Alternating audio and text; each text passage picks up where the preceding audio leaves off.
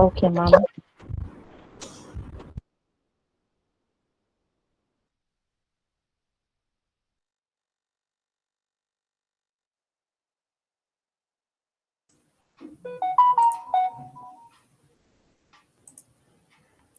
Every day is a new beginning. Take a deep breath, smile, and start again. Good evening, everyone. Today we are gathered here for the inauguration of the Oikonomia Club for the academic year 2022 to 23. This is me, F. Shiny Gloriana of 3rd UG, and every day is a new beginning. Miss Annapurni, your MC for the day. Before the program commences, there are a few instructions to be followed. Please pay close attention to them. Keep your microphone and camera muted. Unmute only when requested. Your utmost cooperation is needed.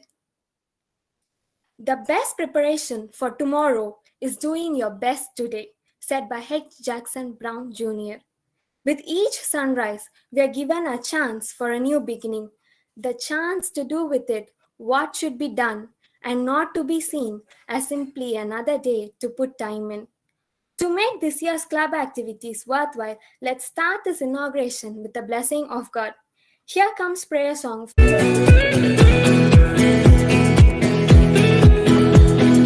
Footsteps walking with me. Footsteps I cannot see. And every move I make and every step I take, I know they're there with me. They walk with me all the way. Beside me day by day. Through the good and bad, through happy and sad. Those footsteps won't go away.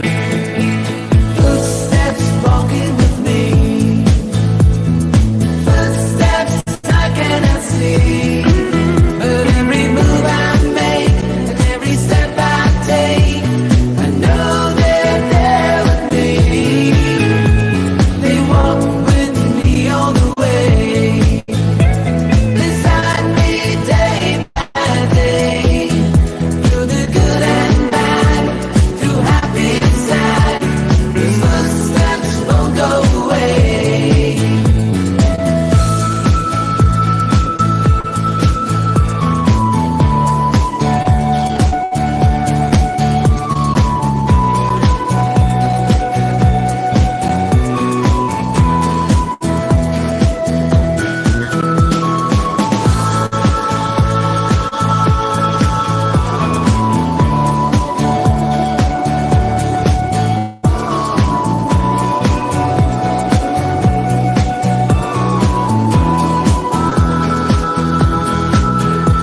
I'll never walk in life alone. There'll always be someone there. I know you won't let me down. He's with me everywhere. The special things in life I've done, I've been through him and his love. I've been blessed in so many ways, thanks to the Lord above. Footsteps walking with me. Footsteps I cannot see. Every move I make, every step I take, I know they're there with me. They walk with me all the way. Beside me day by day. Through the good and bad.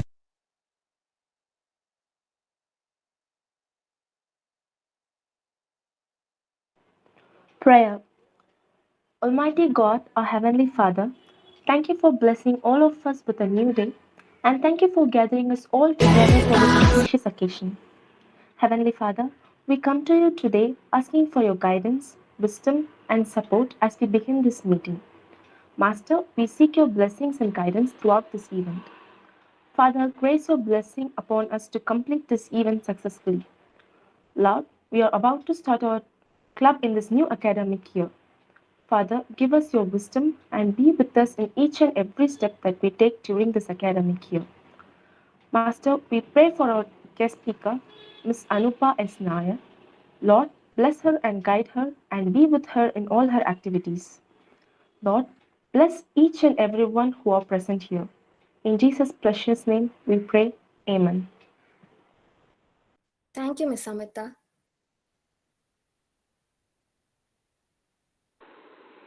2022 மற்றும் 2023ஆம் ஆண்டு நமது கல்லூரியின் பயணத்தை இனிதே தொடங்கியிருக்கும் இந்நன்னாளில் உற்சாகமும் மகிழ்ச்சியும் சூழ்ந்த இந்த தருணத்தில் அனைவரையும் வரவேற்பதற்காக எஸ் அமிர்தா 3rd UG அவர்களை இன்முகத்துடன் அழைக்கிறோம். What lies behind you and what lies in front of you pales in comparison to what lies inside you. A very good evening to our honorable chief guest and the beloved professors and my student friends. I bid a very warm welcome to our chief guest, Ms. Anupa S. Nair, IES, Joint Director, International Economic Relations Division, Department of Economic Affairs, Ministry of Finance. We welcome you, ma'am. Your presence on this special day is a true blessing. I take pleasure in welcoming our Principal and Secretary, Professor and Head of Department of Economics, Dr. Christiana Singh ma'am, who despite having a busy schedule has made time for this occasion. We welcome you ma'am. This event wouldn't have not been possible without our ever-caring and hardworking professors. I take this opportunity to welcome all our professors and the stars of the Oikonomia Club, my student friends. I wish this program enlightens us all and gives us a good kickstart to a fruitful year ahead. Thank you.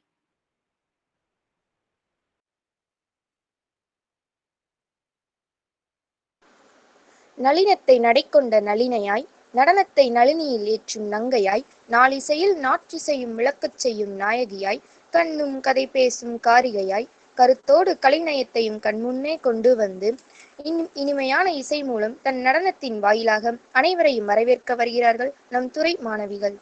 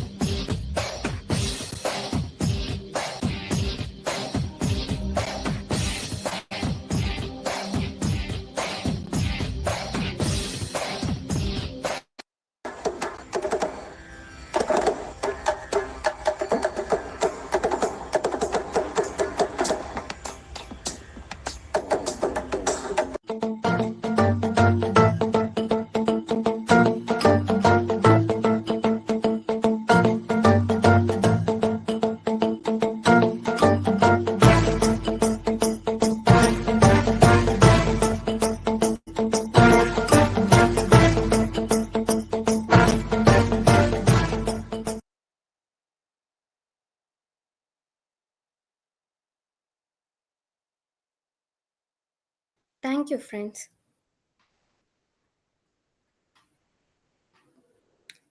Leadership is about making others better as a result of your presence and making sure that impact lasts in your absence.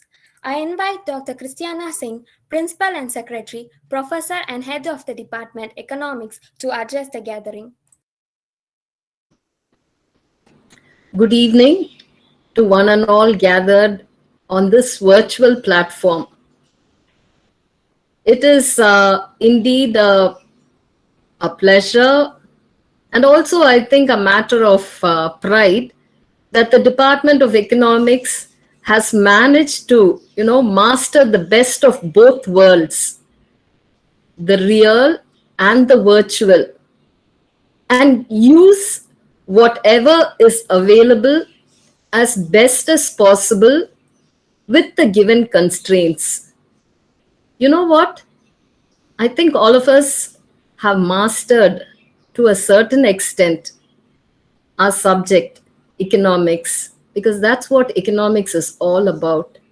Making best use of whatever is available in the best possible way.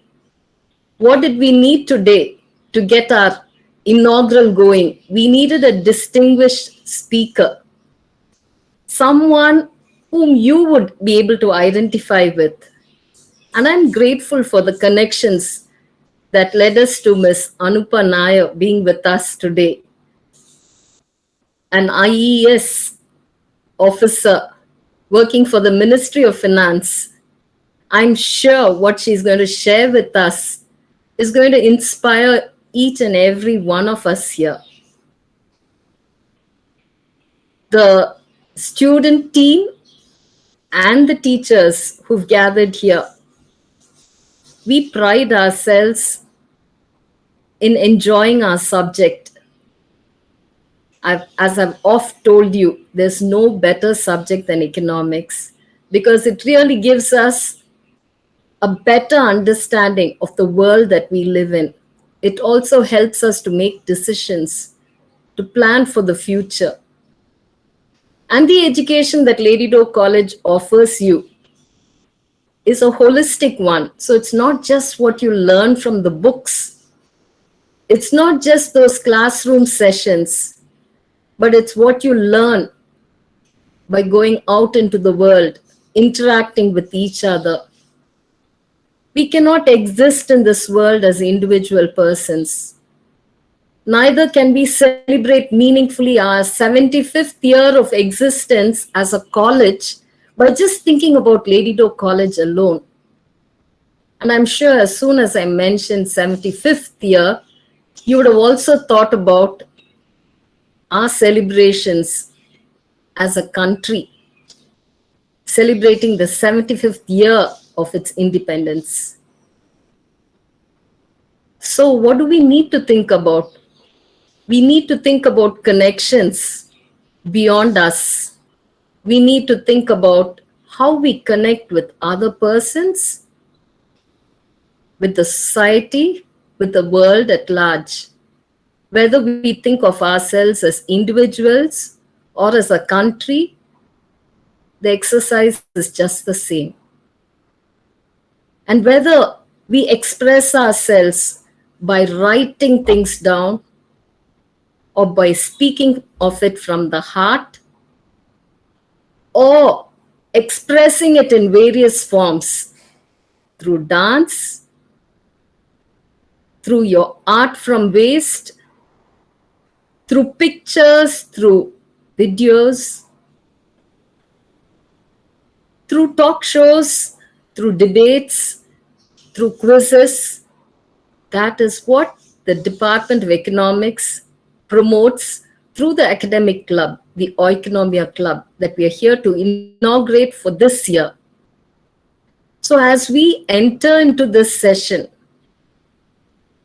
as we prepare ourselves for a great year ahead, let's take our rightful place as participants, people who are engaged, people who don't just exist, but people who actively participate, people who think beyond themselves, people who raise the bar. So, God bless this inaugural session. May God bless Ms. Anupa Nair as she shares her thoughts with us. And may God bless each one of us here. Together, we can make a difference. Together, we can move from the successes that we've enjoyed in the past to greater significance. God bless. Thank you. Thank you, ma'am, for your words of encouragement and blessing. We will surely go beyond the limits and try to make more connections as possible as we can.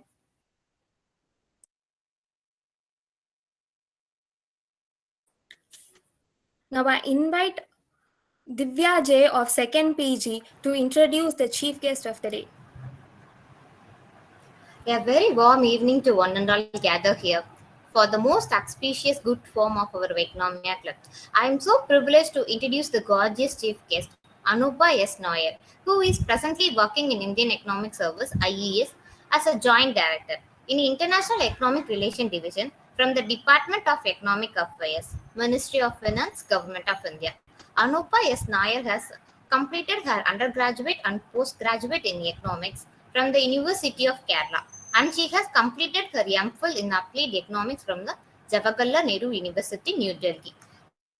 During her MPhil time itself, she got her opportunity to present her paper, Competition Innovation Analysis Forces, a case study on Indian manufacturing sector, presented in Globalized Conference in Mexico. And also she presented Monopoly Power and Firm Dominance in Indian Manufacturing Sector and Empirical Analysis Indian Economic Review from the Department of Economics in Delhi School of Economics. Her area of interest during her MPhil time is competition in manufacturing industry. Mrs. Anupa S. Noyer, IES, is going to address the gathering on topic Indian hosting 2020 third G20 presidency and the challenges of global multilateralism in present. I am here welcome our chief guest of the day, Mrs. Anupa S. Nair, IES, to share her blooming thoughts and great ideas. We welcome you, ma'am. Thank you, Divya. I think I'll speak now. And you gave such a wonderful introduction. I mean, who doesn't feel good when they're introduced as gorgeous, right? So I'm very happy to be introduced by you. And I also noticed that many of the things that you have said may have been said to you by Uma. Before I start, I have to speak a little bit about Uma. So let me, ma'am, Thank Dr. you, ma'am. Singh, with your permission, I think I'll just speak a little bit about Uma. Because I have Uma joined as my junior in Center for Development Studies, and it was just a privilege for me to have her as a friend. I want to tell all the girls who have joined the meeting here today, sometimes in our as we always are looking out for inspirations, right? We look out for movie stars, we look out for academics, we look out for people outside for inspiration, and sometimes we forget that the most inspiring of people are right amongst us, and you should look at Uma because she is a true inspiration. She inspired me a lot, and from her sheer hard work, her persistence, the challenges that she had to endure to come to where she is today, and her determination. So and the way she used to work so hard to write her theses and to present her theses, the way she used to talk to people to enhance her knowledge, and still with everything with a lot of cherubic enthusiasm that I hope she has it even today. I don't know, I haven't seen Uma for the last so many years. She contacted me for this particular occasion, but I hope she has all that intact within her, because she is quite an individual to be emulated. And I really want to make use of this opportunity to tell all you girls out there that you have right amongst you a person whom you can look up to, who holds all the qualities to inspire you. So you should interact with her more. You should talk to her more and get inspired from her a lot more. And I am so glad with all the arrangements that you guys have made for this opening function here today. I hope my presentation doesn't reduce this energy level that this opening session has had introduced for this program. The dance, the prayer, it all reminded me of my school days. The prayer, I come from a Christian missionary school, and the prayer just took me back to my old school days. So thank you very much for that. And the dance performance, so wonderful. So thank you for everything. And so let us hope that I do justice for the hope that all of you guys have on me today. So can we have that presentation up so that we can start?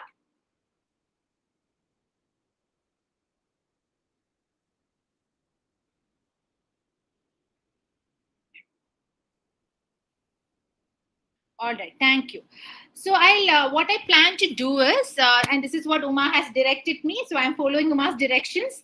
I will take you through a topic because I think it's an economics club and it is very important for the club to have a perspective of I mean, how you kind of translate what you study in your books to real world policy. So this would be a good topic, I feel. I hope you guys are interested, and I really look forward to hearing your queries because that's how I also will, have a perspective on the area that I work on. So that's one, and then we can move on to any doubts that you might want to clarify on the service that I belong to, which is the Indian Economic Service. So I can help you to the best of my capability on what the service is, what is the work that it entails, what do you have to do to kind of what are the exams that you have to clear to get through to the service, etc., etc. So anything that you would like to know, that also can be done. So let's quickly go through the presentation.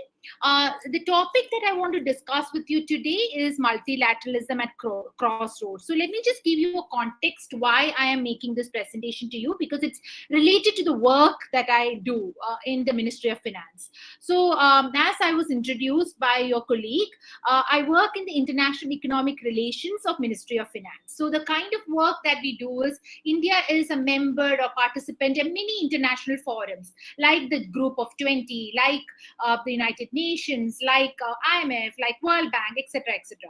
So what we do in the Ministry of Finance is kind of develop India's position for these forums, and that's what we do. And one of the major forums that we do work with is the G20, because India is a very important member of the Group of 20.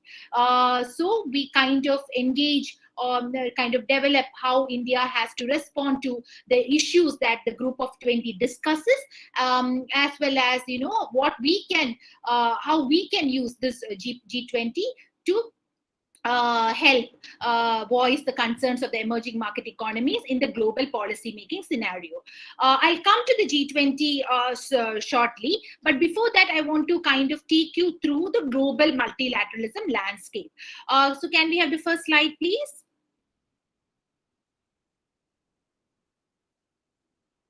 Yeah. So as you all know, we are going through very tumultuous times in the global economy today. So we had a COVID-19 pandemic, we had geopolitical tensions, we have a climate crisis, we have macroeconomic instability. So it seems that the world is going after one crisis after another crisis after another crisis, especially since 2020.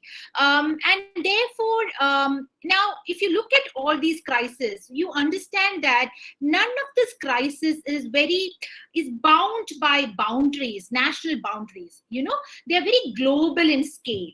And when crises are global in scale, actions of individual economies alone will not help, address this problem. And, this kind of brings me back to what your principal just said, that we cannot exist as individuals. So even countries cannot exist alone, as in you cannot help address all your crises alone, because many of the crises that you are facing is also because of reasons which have originated beyond your national boundaries. Therefore, when the crises are global in scale, the solution for this crisis also sometimes lies in global solutions. Can we have the second slide? Yeah, thanks. So this is just what I was saying. So these crises are really not bound by geographical boundaries anymore. So let us take the case of COVID pandemic. It originated somewhere and then it became a global pandemic, right? And all of us went through the trials and tribulations of this pandemic, social impact, economic impact on our families. I mean, it had a devastating impact across the world. And even today, countries have still not exactly come out of the crisis that the pandemic has really imposed upon us. So just see how like a crisis that originated in one part of the world just spread globally and had devastating impact across the world.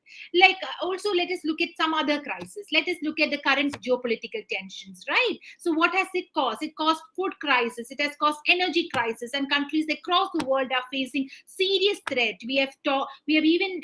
I'm sure all of you have read in the newspaper of how many of the advanced economies are facing threat of recession, right? So these will have serious repercussions on how the global growth is going to happen, and this impact on the global growth would imply impact on all our lives as well, because as growth slows down, that will have serious repercussions on how individuals live lives. So this will again have serious crisis. So as I said, national efforts are very, very important, but they are not really sufficient, especially when the origin of the crisis is not domestic, and that is where international policy coordination becomes extremely, extremely critical. So can we move on to the next slide? Now, what are the key features of international policy coordination? So, if you like, let us look at you can imagine a lot of international forums. You have the WHO, which is the World Health Organization. You have United Nations. You have the International Monetary Fund. You have the World Bank. You have the International Labour Organization. You have the Food and Agriculture Organization. So, when you look at international coordination, you can think of lot of multilateral forums where coordination happens. So what is exactly do these organizations do? So where all the member countries get represented, and then they consult with each other on the issue of current global concern. And once they consult, it's also very inclusive, right? Because all the members will have their perspective, so it has to be inclusive. The views have to be taken into account, and then they come up with solutions. These solutions are consensus based. There's a solidarity because all these members are together deciding, okay, this is what the global problem is, and this is what our global solution is to that global problem. So the key features of any international policy coordination is consultation, inclusion, and solidarity. Can we have the next slide, please? Now, how does international policy coordination actually operationalize? So, let us take an example. Through an example, I'll explain that to you.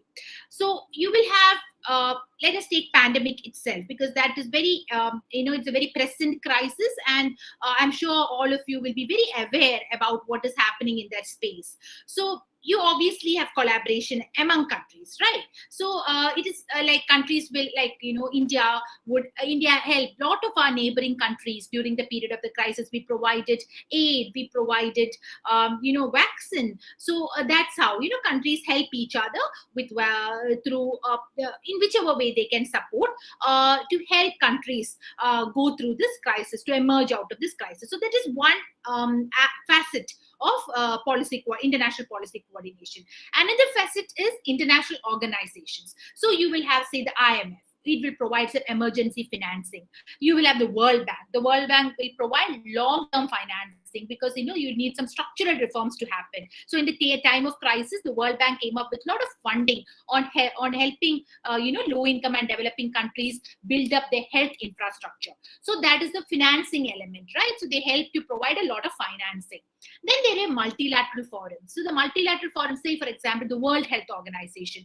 The World Health Organization actually coordinated the global efforts in order to address the pandemic. So what can be done? So you need to have, what are the actions that governments need to do in order to help address this pandemic, whether it is in the case of vaccination, whether it is in the case of health infrastructure, whether it is in the case of provision of finances. What are the things that has to be done to address this crisis? So that's what multilateral forums do. So you have a collaboration among countries. You have the collaboration among international organizations, basically international financial institutions, as well as multilateral forums. All of them come together, and that helps the international policy coordination to address a global crisis, right? So pandemic was a case in point. Now we have we have an energy crisis coming out of the geopolitical tensions. We have food crisis coming out of geopolitical tensions. So look at any crisis of global scale, then all these three facets will act together in order to ensure that global solutions are developed to address this kind of crisis. Can we have the next slide, please? So now, if global coordination is very important, and if international policy coordination is an absolute must to address global crisis, then why is it said that the global multilateralism is at a crossroads, or why is it that there is a challenge to global multilateralism? And that emerges out of the shift of the global economic power. So where originally, like when in the 1940s, when the Bretton Woods institutions were set up, you will know that it was a post-Cold War kind of institutions that emerged, and therefore during that period of time, it was mostly the Western economies which were the most powerful, and the global South, that is basically the developing economies and the low-income countries, were coming out of the ravages of the war.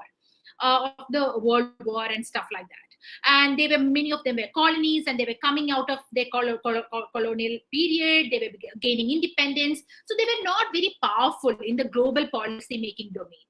But you look at today, the post 2000 era, like today, like 2022, the emerging market economies have become very, very powerful economies of the world.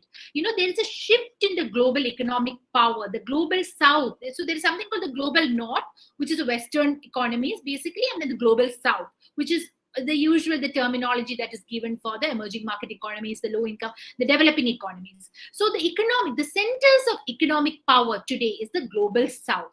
So there is a shift in the global economic power. Now, when there is a shift in the global economic power, what exactly happens? All these international organizations, which are generally dominated by the Western economies, now these emerging market economies will raise their voice. They want to have a voice on the decision-making table. They are no longer there to just follow the decision. They are no longer decision followers. They want to be decision takers and decision makers. And if they want to be decision makers, then that creates a tension in the global multilateralism. Then there has also been a disillusionment generally with globalization over a period of time, because globalization was considered as a panacea for global inequality. But over a period of time, we have seen inequality actually widening.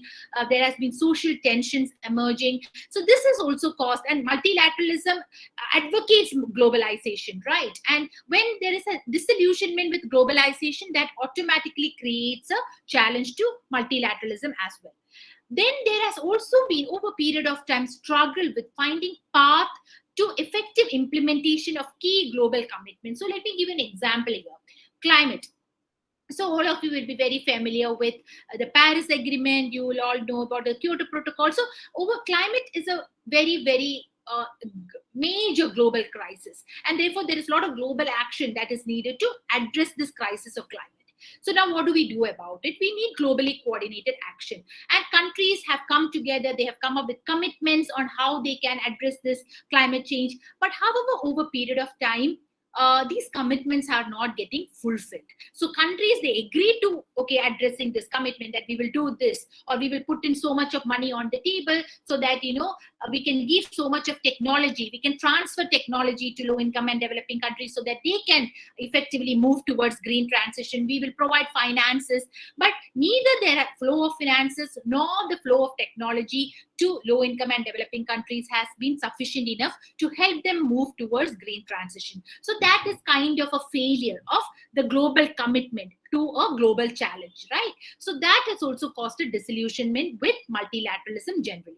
And then there is also the general concern that are multilateral institutions effective enough to deal with new world challenges? So that was very evident during the COVID pandemic, because during the pandemic, there was initially all the international organizations were in a fix. Like, how do we address this? Like, we have not seen a crisis of this scale or proportion during our lifetimes, right? So it is like maybe the last pandemic of this scale was seen early 1919 or something like that, and nothing. So during the present lifetime of a lot of us, we have not seen a crisis of this scale. So the global institutions were really caught off guard. Like, how do we actually deal with a crisis of this scale? So that's also serious concern. Are these multilateral institutions capable enough? Are they, responsive enough? Are there systems in place to deal with new world challenges, be it the climate crisis or be it another pandemic? So these are the major challenges before global multilateralism. So can we move to the next slide, please? Yeah. Now I come to the G20. So it is against this context that I would like all of you to understand the G20. Now the G20 has very interesting story of how it actually evolved. Okay, it's called the Group of 20. It has the 20 major economies of the world. So what happened? All of you might also be aware about the G7. There was a G7. There is still the G7. So it is said that the Canadian and the US, I think it was a Canadian finance minister. I'm not sure whether it's finance minister or the prime minister, but the G7, they actually sat together. Okay, together, and they decided how to. The G7 was really not able to address lot of global problems by 1990s, because the emerging market economies had actually evolved were becoming very powerful, were becoming centers of economic power by then, and they realized that by just become the G7 alone will not be able to really address many of the global challenges that the world was facing, or the world will face in the future. So they realized that we need to kind of make the G7, we need to expand the G7. We need to get more of these, newly emerged economies together, and that is there lies the origin of the G20. So the G7 plus 13 more came together, and we have the G20. So if you look at the membership, we have the G7 countries, we have the 12 emerging market economies, we have and the European Union. So these together, all of them together, form the Group of 20. And these 20 countries, they constitute a substantial portion of the global population, global trade, and global growth, like very, very significant proportion. Therefore, when these 20 countries come together and make a decision on something, then the expectation is that that decision will have a lot of power, will carry a lot of weight in the international policy making scenario. So it was originally established in September 1999 in response to the Asian financial crisis, because, as I said, the crisis was in the Asian region, and the G7 realized that it cannot do much about it. So we need these Asian powers, we need the emerging market economies also in the global policy making table, because they also need to we need to listen to them, and we need to understand how do we address the challenges for the new global reality. So, and in 2008, when we had the global financial crisis, the G20 became elevated to the Leaders Summit. Okay, so the leaders, so once every year, the leaders of the 20 most powerful countries, which is the G20, comes together in order to kind of deliberate on what are the what is the current state of affairs as far as the global economy is concerned, and what are the solutions that we need to take in order to address the challenges that the global economy is facing. So that it was raised to the leaders level in 2008 following the global financial crisis. And the fundamental objective of this forum is to enhance international policy coordination on a wide range of social, political, economic issues of global relevance. Now, see, the presidency of the G20 today. So every year, the presidency of the G20 rotates from one country to another country. Currently, the presidency of the G20 is with Indonesia. And on December 1st, 2022, India will take over the presidency of the G20. And that is considered to be extremely important, given the importance of G20 in the international policy-making scenario. And I'll explain to you why G20 becomes important in the next slide. Can we have it, please? Yeah. So, the most important contribution of the G20 was during the global financial crisis in 2008. So again, that was a crisis when, suddenly there was a market meltdown, and a lot of countries were very, very hardly hit. And, countries alone cannot deal with this crisis, because the crisis was not domestically originated, it was originated elsewhere. So what do we do about it? Then the G20 economies came together, and they all committed, like, we in our own domestic economies, we will put in this much of money, we will inject money so that domestic demand is generated, and when demand is generated, obviously then the economy will kickstart. So 1.1 trillion injection of financial aid in the global economy to restore credit, growth, and jobs post the 2008 crisis happened. And then another crisis was the present crisis, a pandemic. So now what happened during the pandemic? There was severe economic repercussions of the crisis, especially for the low income and a lot of the developing economies, when they went to severe debt distress. So then again, the G20 economies came together, and they came with this idea that, okay, let us give a temporary suspension of debt servicing. So that a lot of these low income and developing economies have taken bilateral debt, right? They take aid from other countries, debt from other countries. So they said, okay, you don't have to service your debt for a certain period of time, because you need liquidity to address your situation. You need money to really pump into your economies to strengthen your health infrastructure. So please don't give us service our debt for the time being. You can service our debt after a certain period of time. So that was a kind of a temporary liquidity relief that was provided to them, and it was pretty helpful to many of the economies around the world. And then again, it provided an impetus to the International Monetary Fund. IMF provides a lot of emergency financing to countries in need. So the IMF also needed to have an enhanced resource. So the G20 actually provided the political impetus for IMF to issue a general allocation of special drawing rights equivalent to 650 billion US dollars in 2021. So that is how. So during the time of crisis, the G20 comes together, and it has been able to kind of provide the necessary liquidity into the global economy that is very much needed. The G20 has also been very, very, critical in building up new institutions like the Financial Stability Board. The Financial Stability Board was built up because basically to monitor and provide recommendations for strengthening the global financial system. So that is also very important, to have financial stability, right? We know why financial stability is important, because we need a regulatory environment that promotes businesses but also protects the normal individual. So both of this is very critical, and we need regulatory environment. And when we have a very globalized economy where there is a lot of interconnections, and the financial system is very interconnected across, like India's financial system is not just India's financial system, it is interconnected with the global financial system. Therefore we need properly regulated global financial systems, and the Financial Stability Board actually was a key contribution of the G20, and it kind of helps to monitor and keep providing recommendations for strengthening the global financial system. And also during the post the pandemic, it was realized that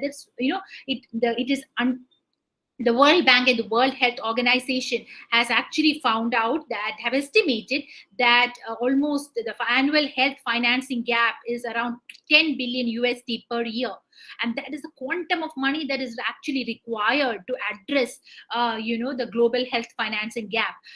Otherwise, if another pandemic comes along, we will be left at a loss on how to deal with this crisis. So we have the G20 has actually helped to, set up a financial intermediary fund. It is housed in the World Bank, and it focuses on developing a new global health financing architecture post the COVID outbreak. Can we have the next slide, please? Okay, and it also, the G20 plays a very, very important role in the global fight against tax evasion and avoidance. See, we all live in, again, a digital economy, right? And, we know the Amazons, the Googles, the Facebooks, the WhatsApps. So, we have these huge technology giants, right? But have we ever paused and asked, these people, like, where they make such huge profits, but where do the where are they taxed? Where does the tax go to? So these are critical questions, because India, for example, is a huge market for these global digital companies, right? But do we really get any benefit? Do we get any portion of the profits that they earn? So these are key questions in global policy making. So the G20 was very critical in kind of providing again a political impetus. So last year, a global minimum tax of 15% on corporations was imposed. That's an agreement on it. Now countries will have to work. They will have to, see how their domestic tax laws have to be realigned with this particular global agreement, and so that will help countries to kind of take revenues from their digital. That will help countries, kind of have rules applicable to business profits, so as to make international tax arrangements aligned in a digitalized and globalized economy. So that is also very, very critical. And apart from all this, the G20 has continued to provide a lot of political impetus to international agreements like the Paris Agreement. It also, the decisions in the G20 plays a very critical role in World Trade Organization. So that's how. So G20 acts as this body which kind of takes up any global issue of current relevance. It discusses, it deliberates, it comes up with recommendations, and because of the power of these 20 countries, these recommendations then find voice or shape or kind of seep into other international organizations which are really mandated to look at these issues. So if it is trade, then it goes to World Trade Organization. If it is health, then it goes to World Health Organization. So that's how the G20 operates. So it is a very flexible organization. It can take up any issue. It doesn't have any fixed mandate and things like that. So it's very flexible to deal with any kind of issue that emerges, and also look at issues more comprehensively and more holistically. Can we move on? Okay, so now with this I'll conclude. This is my last slide. So it is in this context that now I hope I have conveyed to you the importance of this forum, and therefore India's presidency of the G20 becomes very, very critical, because again, as I said, the world is at crossroads today, right? We have a lot of divisions. We have a lot of the countries are going through a lot of crises. We have as I said, we have the pandemic, we have macroeconomic instability, we have the geopolitical tensions, we have a impending climate crisis. So what do we do about it? And I said, these crises are not, you cannot say these, this comes from here, and the crisis is here, the crisis will be solved here. No, the crisis is here, the crisis will spread everywhere, and everyone will have to come together to solve this crisis. So we need to have coordinated action, especially on areas of global concern. And so we getting the presidency of the G20 has a very powerful role in coordinating international action on global issues. And our presidency of the G20 places us at that particular, gives us a vantage point to kind of develop a global policy narrative that is inclusive, consultative, and is also able to kind of develop solutions where countries have solidarity in kind of implementing those solutions. And we have always believed in unity in diversity, right? That is the central principle of our country for years. So we know that there is no homogeneous solutions to issues which are especially characterized by a lot of heterogeneities. Countries are very different, issues are very different. Look at the pandemic itself. The pandemic kind of played out very differently in different countries, right? And countries have varied solutions. So if there was one global solution to the pandemic, it may not have been the best way to address it. So we need to develop, country-specific solution. There need to be a global solution, but which is also designed to country-specific requirements. So India understands that, because India has believed always in unity in diversity. So we believe that there is no homogeneous solutions to issues that are characterized by heterogeneity. So we are very well placed to kind of take the lead in global policy coordination at this juncture.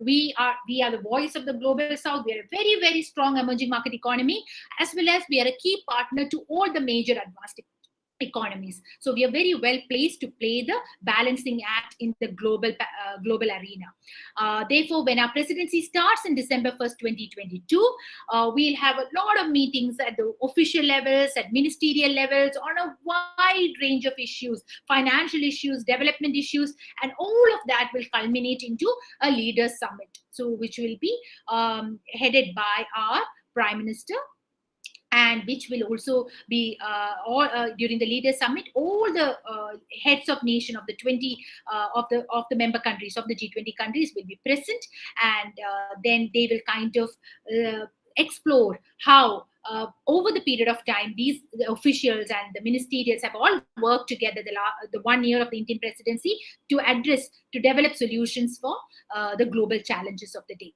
So that is why India's presidency becomes extremely critical in 2023. With that, I'll stop and I look forward to hearing from all of you. Thank you.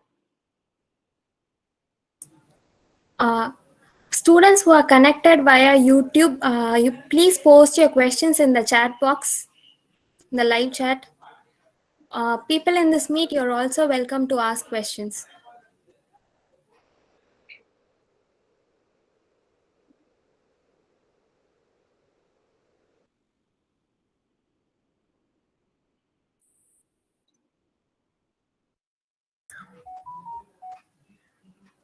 Ma'am, I have a question actually. From the last point, the significant contributions slide, you said that India is well placed in balancing act, right? But recently, there is wherever our external affairs minister goes, there is a question thrown at him saying that India was lopsided in this Russia-Ukraine war. So, what is your stand on it? Are we still good, or is it? Yeah, good question, Shiny.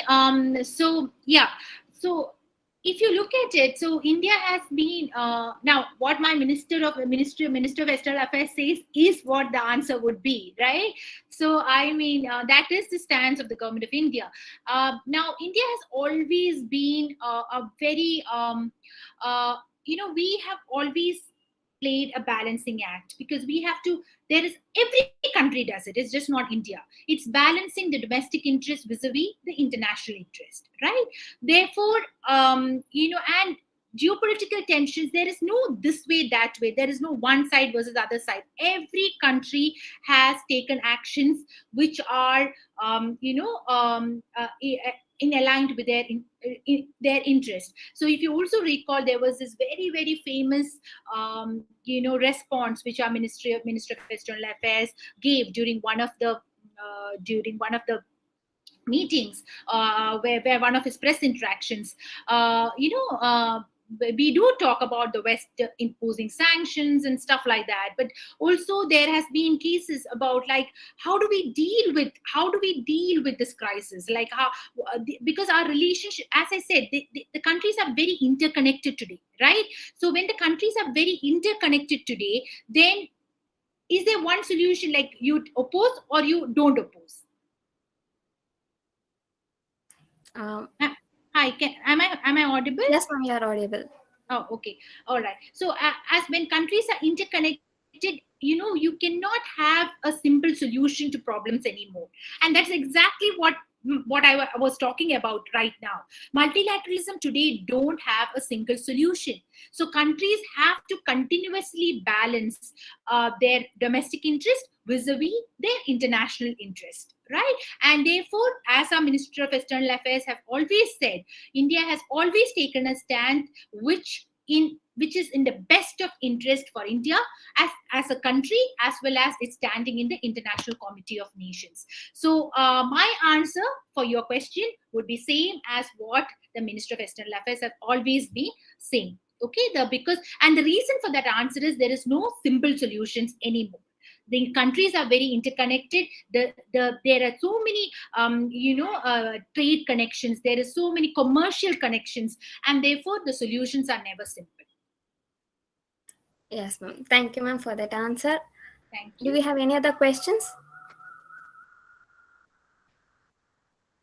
Hello, ma'am. Ma'am, am I audible? Yes, I can hear you. Yes, Lorraine. Yes, ma'am. Ma'am, What will be your advice if I say to you that I'm going to open a bank? What advice will you give it to me? Oh, what advice can I give to you? Why do you want to open a bank? Just for fun, but just for fun, I'll always play with my friends saying that I'm going to open a bank in future if I become financially stable. But I'm asking you that if I'm saying to you, what will you? Uh, But I for that question I need a lot more discussion with you, right? Like how we need to have, see, when we have an ambition, we need to have that we need to have a clarity on why we have that ambition, right? So if I say, like, I want to be a mountaineer, maybe that can be a dream, but I really don't have the determination to be a mountaineer, or I don't have the wherewithal to be a mountaineer. So the point is that if you want to open a bank, uh, my question will continue to be, why do you want to open a bank? It doesn't really, I can't see an reason why you want to open a bank when we have so many banks in the country already. So what is the additionality that you're looking for? What is it, or do you find that there is a problem in the current banking system that you want to address? So what is exactly the value added that you're looking for? I would like to know more about what is your fundamental aspiration, reason for your aspiration, before really answering that question. I actually wanted to do business, like become an entrepreneur. And what business should we do? Like we'll always discuss among ourselves with our friends. Like we'll become partners and open a bank for just for fun. We'll say No, no, no. like we'll You know, become when you partners. I get it, but business is no fun.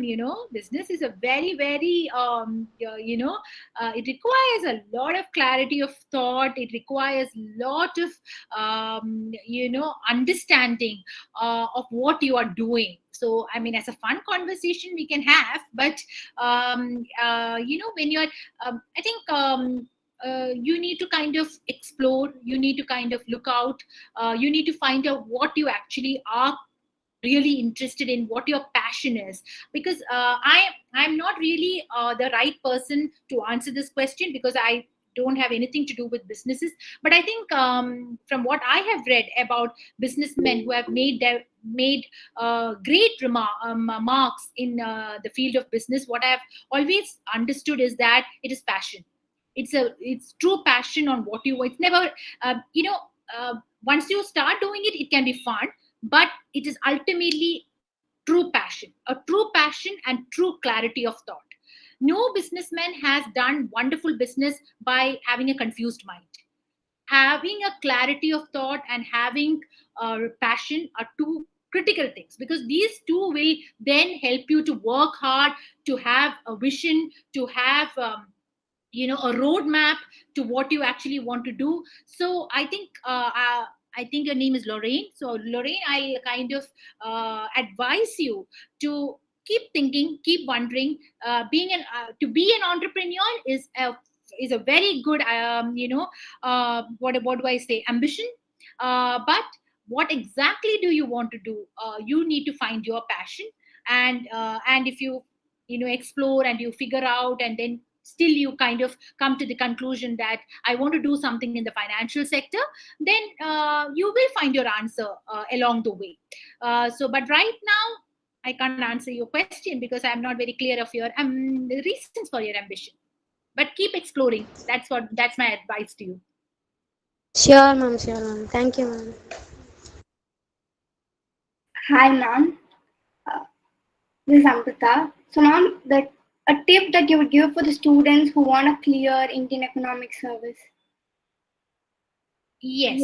So, my single tip is hard work, but that is a tip for everything in life, no, Amrita? I think I can just tell you what I did for this exam. So, what I did, two things which I did for this exam. One was I studied the entire syllabus. So I never, I didn't just pick and choose from the syllabus. Okay, I studied the whole syllabus.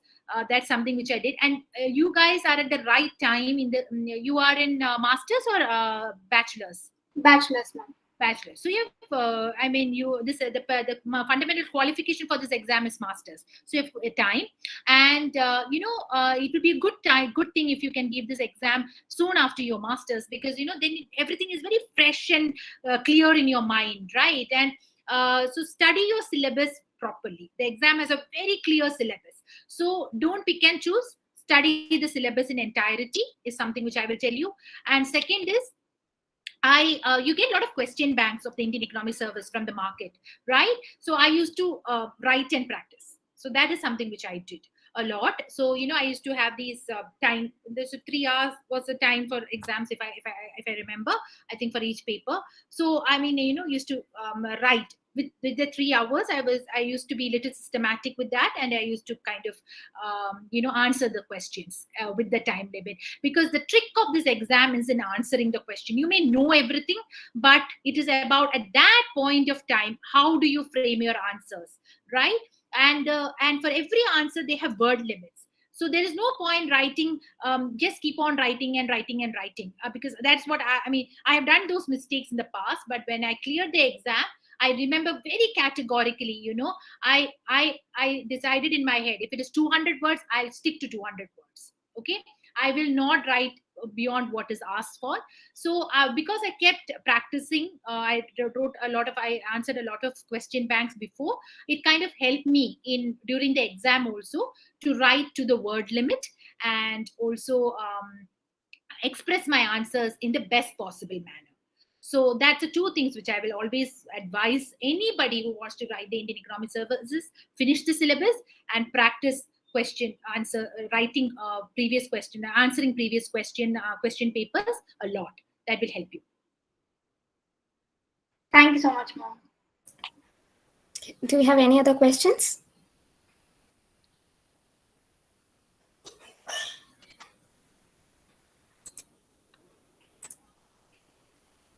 Oh, Good evening, ma'am. yeah. Now, I'll just answer the question from your principal, I think, Dr. Singh. So let me read out the question first. Leadership means responsibility, even being the voice of the voiceless. What will be the focus of our responsibility when India assumes presidency of G20 in December 2022? A wonderful question, ma'am. I mean, it's a truly important question, and that's a question that we are also actually kind of working on in the ministry right now. So we are very clear that there is need for the issues of the emerging market economies to find a center place in global conversations today. That is very critical. So the narratives of the West, the global policy generally has been basically dictated by the narratives of the West. So that needs a shift today. And we look at India's G20 presidency as an opportunity to balance this conversation, and that is where we come from, and that's what we will aspire for in 2022, in 2023. And we will look into issues like how can we address global issues with in a way that is also accommodative of concerns of the low and developing countries. So be it the climate crisis, or be it the health crisis, or be it the debt crisis, how do we ensure that the peculiarities of the emerging market economies, the low and developing income countries, also is reflected in global policy solutions that emerges? So that will be the fundamental focus of one of the fundamental focus of India's presidency in 2023. That's the aspiration. Yeah, somebody else had a question, please. Yes, ma'am. Myself, I had a question. Like, what are all the challenges that multilateral will face, ma'am? Like, you talked about the like objectives and all, and what will be the challenges, ma'am? Yeah, so as I said, the key challenge today is the tension, right? There is, like, you might have read in the papers, like how it was in the Cold War period, right? There is America versus Russia. So now we have America, we have Russia, we have China. So we have a lot of global conflicts today, and that itself is a challenge to multilateralism, right? So when we have the Western economies, when we have the Western economies, and we have Russia and we have China, all of these countries are members of the multilateral forums, right? But when there is a difference, and when there is tensions between these economies, then how do we expect multilateralism to come up with solutions? Because solution can come only when all of them talk and come up with discuss and deliberate on these issues. But when they have fundamental differences on the issues, on the global crisis, on the causes of the global crisis, then how can you have global solutions? So that itself becomes the fundamental challenge that the global multilateralism faces today. And that is the challenge before the G20 also. So in 2023, when India assumes presidency, that will continue to be the challenge, if the war doesn't cease. And then we'll have to figure out how we actually bring these countries on the negotiation table, and how we actually develop solutions for global problems. So I don't have an answer to it, but we'll wait and see how it happens. Okay, ma'am. Thank you, ma'am. Then there won't be any like conclusion to this, right? It's a major Yes. problem. So so it depends upon how. So every so in global economy, that's what's most interesting. See, every day, every week throws up new surprises.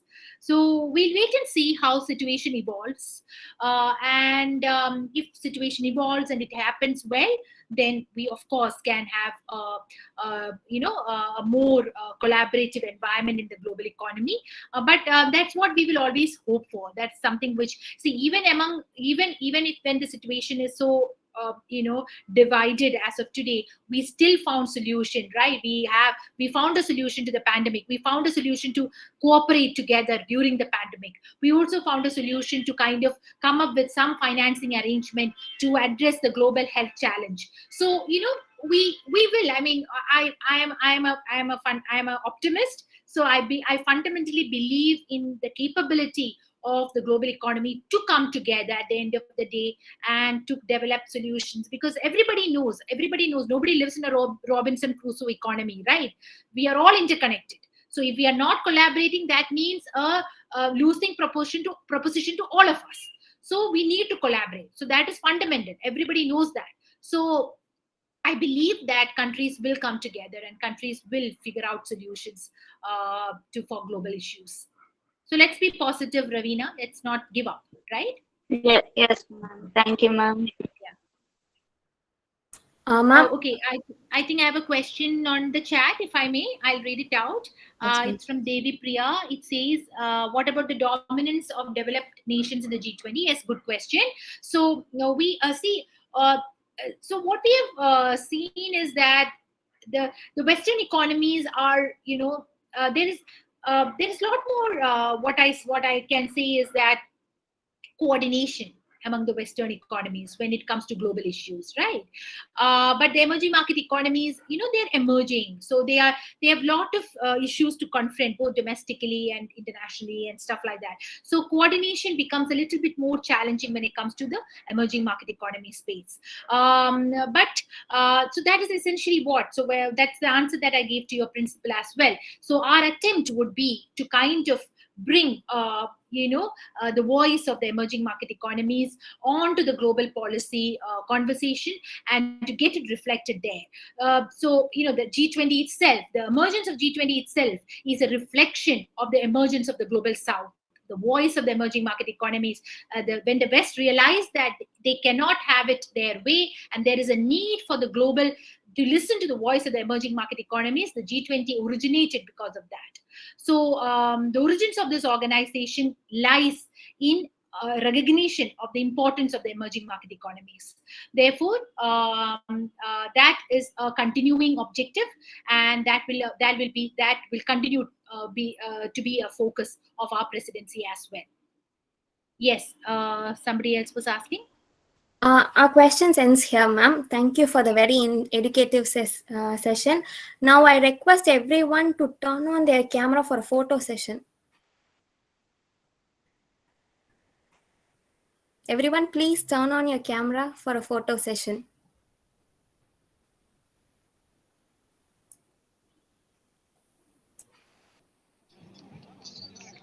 Team Jaratama, 9-11.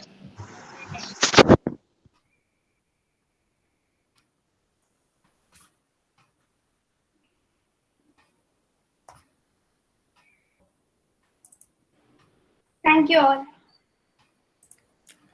Thank you, everyone. You can turn off your cameras. Thank you very much.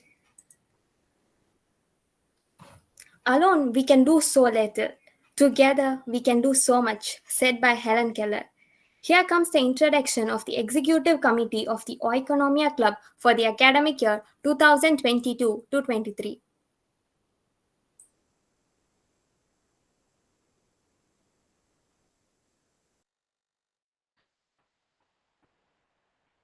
Hi everyone, I'm Amrita, President of Oikonomia Club. I take responsibility in organizing and executing all the club programs for the academic year. This year we have planned many fun activities. Winning is something, but participating is everything. So let's all believe in ourselves and join together and explore the world together. Thank you.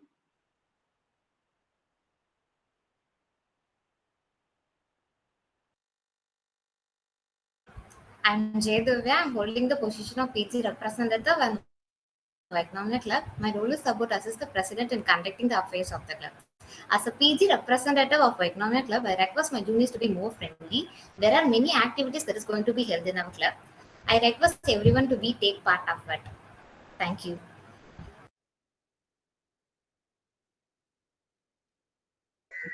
Good evening, everyone. I'm Harishmita Shri of 3rd UG, and I'm Vice President of Oikonomia Club for this academic year.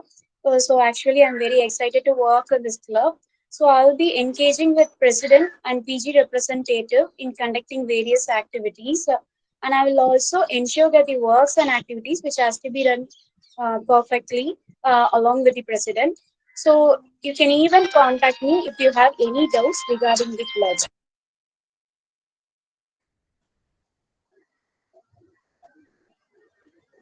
Good evening, everyone. I'm Harini from 2nd UG Economics. I'm your secretary of the Oikonomia Club for this academic year. And today, I'm excited to tell you about the role that I'm doing here in the club. I take care of posting notices about meetings and prepare the agenda for the meeting. And also, I keep track of records of club activities and meetings. So these are the sort of things I'm going to handle throughout this academic year. And also, we accept you all to participate in all the activities which is going to happen this year. And I hope that learning will be effective and fun when we all learn it together. So let's try our best to make the most use of our time this year. So thank you all. Hello everyone, I am Kripi Krishnaveni from 2nd UG Economics. I have been selected as the treasurer of the Oikonomia Club. Firstly, I need to thank you all for the vote and support which you all given me. My role in this club is to maintain and manage the account of the club in auditing rules and presenting it to the office bearers. This is my duty in club. Let us all work together for the club. Thank you. Thank you, office bearers. We don't grow when things are easy. We grow when we face challenges. Here's a glimpse video of Oikonomia Club's past, present, and future.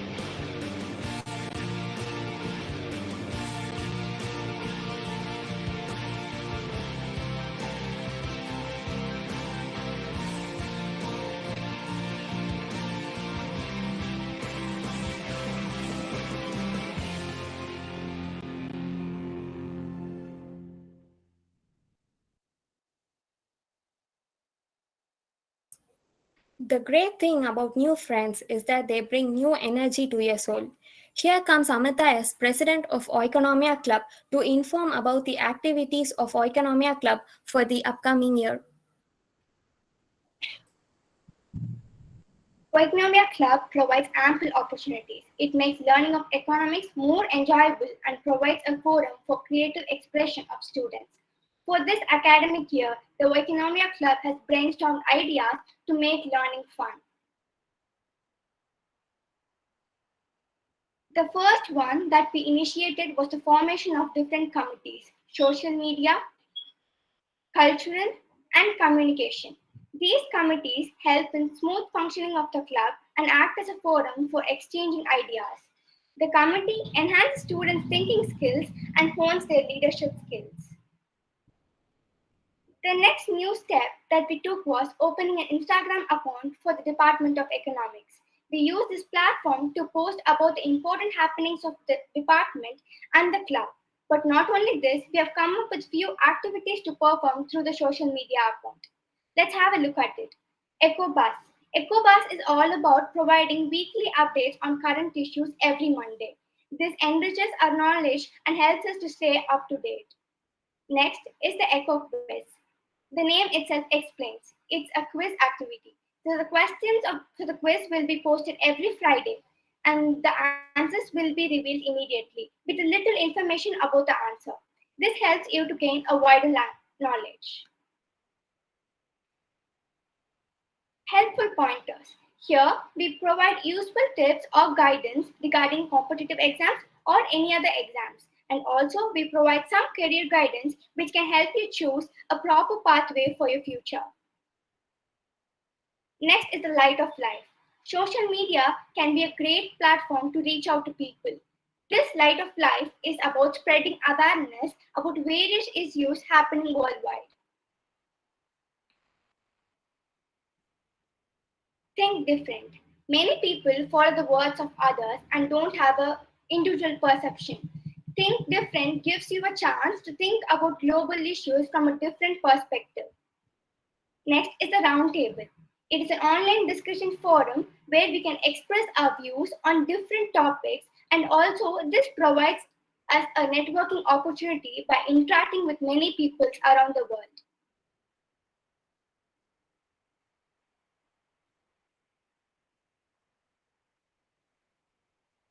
Ma'am, the next slide.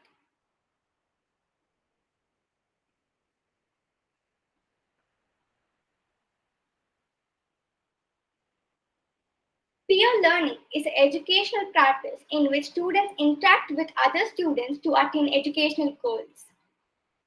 So we have planned out 3 peer learning workshops for this year. First one is the spoken English and Hindi. This activity has been carried over for 3 years, and we would love to organize it this year too. This helps students to improve their language skills and builds confidence within them.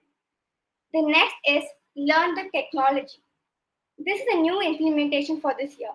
It is about learning the basic tools like Excel, PPT, Docs, and etc. We're also planning to organize a peer learning circle for competitive exams. Here, students can interact with each other who are preparing for various exams and can share materials within them and prepare together for various exams. Now let's have a look at the other activities for this academic year. Book of the Month and Movie of the Month was implemented last year, and it was a huge success. We were more privileged to take this up for this year too. To the people who don't know about this activity, let me explain you briefly. We would suggest you or provide you with a book and a movie related to economics, and a month's time will be provided at the end of the month. A month's time will be provided, and at the end of the month, an online competition will be conducted regarding the book and the movie, and the winner will be awarded in the end of the year. Book Chain is a new initiative. It is about a class can pick up any type of book, and a person, once she or he completes reading the book, she can pass it to the another. So it goes on, and at the end of the year, the class which has made the biggest chain reading will be awarded.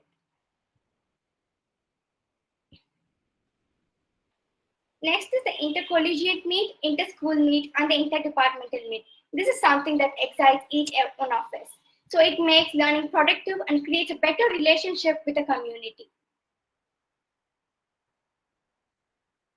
So there are many other online and offline activities that are going to take place in this academic year. For example, Economics Tambola, Presentonomica, Best Policy Maker, Mnemonomica, Find the Error, and Polynomics. I assure you that this year will be more fun only if each one of you involve yourself and support us in all situations. Let us all learn together to know the unknown. Thank you. Thank you, Amit. இயல்பான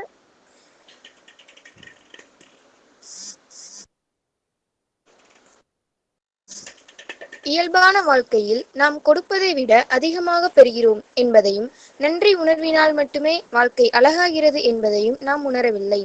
தற்போது நன்றியுரை வழங்குவதற்காக R Harini second UG அவர்களை வரவேற்கிறோம். So, good evening, one and all present here. To start with, I would like to thank our Lord for countless blessings and for making the day magnificent. I, on behalf of Oikonomia Club and the entire family of management here, extend very hearty gratitude to the respected Chief Guest, Mrs. Anupa Nair, for gracing crucial work and sharing with us your thoughts today. Thank you, ma'am. I would like to thank our beloved Principal and Secretary, Head of the Department of Economics, Dr. Christiana Singh, for her presence in the meeting. And I'm happy to express my gratitude to all of staff who have made this program a success through their dedication. And last but not least, a big thank you to each one of the students for their enormous cooperation throughout the program. Once again, I would like to give my heartfelt thanks to our Chief Guest, Mrs. Anupa Nair, for gracing today's program. Thank you, ma'am, for your very thought-provoking and interesting address. It has been a tribute to host all the members and audience of the meeting. I am thankful to all the participants for joining the meeting, and I would like to thank the Center for Communication and Multimedia for live streaming this program. Thank you. Thank you, Hani. Thank you, everyone, for your zeal and cooperation throughout the program. Thank you once again.